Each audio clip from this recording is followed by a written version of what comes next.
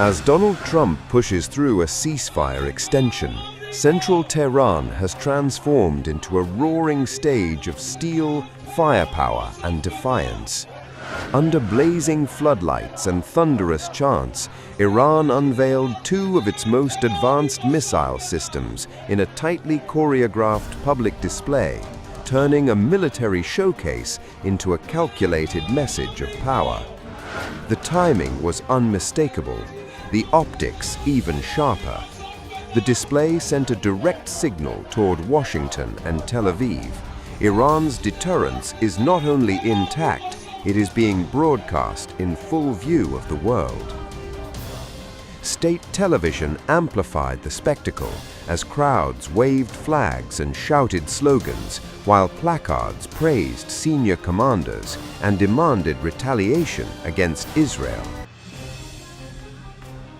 The weapons on show were the Ghada missile and the Khorramshahr 4, Khyber, positioned in prominent squares in the capital.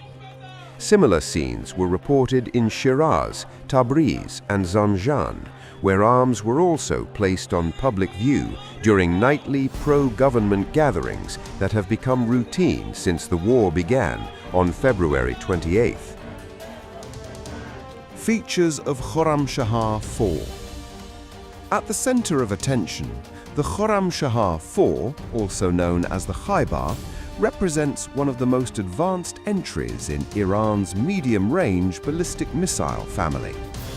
Developed by the state-run Aerospace Industries Organization, the liquid-fueled system is assessed to have an operational reach of roughly 2,000 kilometers, placing a wide arc of regional targets within range. While liquid propellants typically require more preparation time before launch, they can enable heavier payloads, a trade-off Iranian designers appear to have embraced for this platform. Named after the city of Khorramshahr, a symbol of resistance during the Iran-Iraq War, the missile carries layered symbolism alongside its technical profile. Officials and state broadcasters have encouraged turnout, framing the rallies as proof of national unity while effectively crowding out space for dissent after dark. One image circulating from the display showed a label referencing RAS gas, a Qatari liquefied natural gas firm, hinting at the energy stakes threaded through the conflict. The message was reinforced by statements attributed to commanders of the Islamic Revolutionary Guard Corps, who warned Gulf neighbors that any use of their territory to launch attacks on Iran would invite sweeping disruption to oil production across the Middle East. The remarks, reported by Fars news agency, were framed as a deterrent aimed at regional bases and facilities that Iran's adversaries could leverage. Iranian media describe it as capable of hypersonic flight and carrying a substantial conventional warhead. By parading such hardware in public squares hours before a diplomatic deadline, Tehran fused theater with strategy, projecting resolve at home while broadcasting a warning abroad that any escalation could ripple far beyond its borders into the arteries of regional energy and security. Just hours earlier, Trump had taken a hard line, rejecting any extension of the truce and warning that the clock was ticking toward a potentially massive U.S. assault.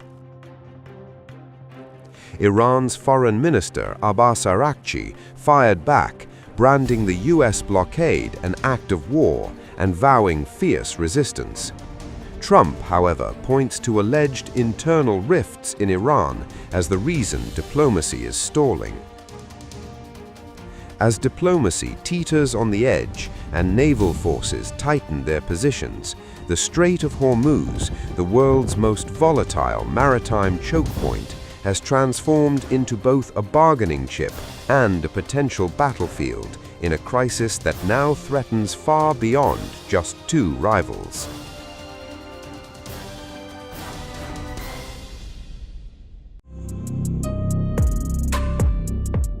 Trump blinks first, just as Iran signals it is battle-ready. In a dramatic turn, Donald Trump has announced a temporary extension of the ceasefire with Iran, pausing what many feared could spiral into a wider conflict. The move, he said, came after urgent diplomatic outreach from Pakistan's leadership, with Asim Munir and Shahbaz Sharif pressing Washington to hold back on imminent military action. According to Trump's statement on Truth Social, Iran's government is currently facing internal divisions, prompting calls for additional time to formulate a unified proposal for negotiations. Trump said he has instructed U.S. forces to maintain a blockade on Iran while remaining prepared for further action if talks fail. The ceasefire will remain in place until Iran's leaders present a coherent proposal and discussions are concluded, Trump said, indicating that the pause is conditional and could be lifted depending on developments. The announcement comes amid heightened tensions in the region as Iran refused to travel to Islamabad for talks with the U.S. negotiators, citing ongoing blockade of the Strait of Hormuz and threats by the President Trump. Iran may have just flipped the script in the contested waters of Strait of Hormuz. According to Iranian media reports, traffic through the strait has resumed, even as the United States continues to enforce a blockade on vessels linked to Iranian ports. If accurate, the development cuts directly against Washington's pressure campaign. Instead of a shutdown, the narrative emerging from Tehran suggests something else. Movement is happening, but on Iran's terms. Ships are passing, routes are active, and control appears to be exercised not by closure, but by permission-led access.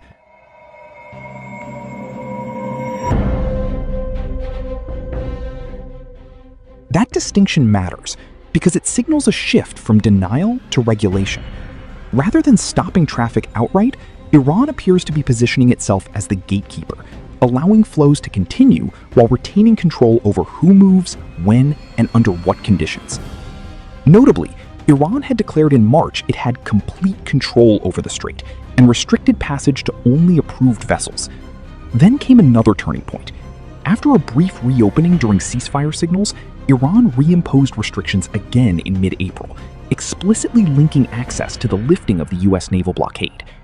During this blockade, 2 ships were attacked by Iranian authorities when they tried to cross the strait.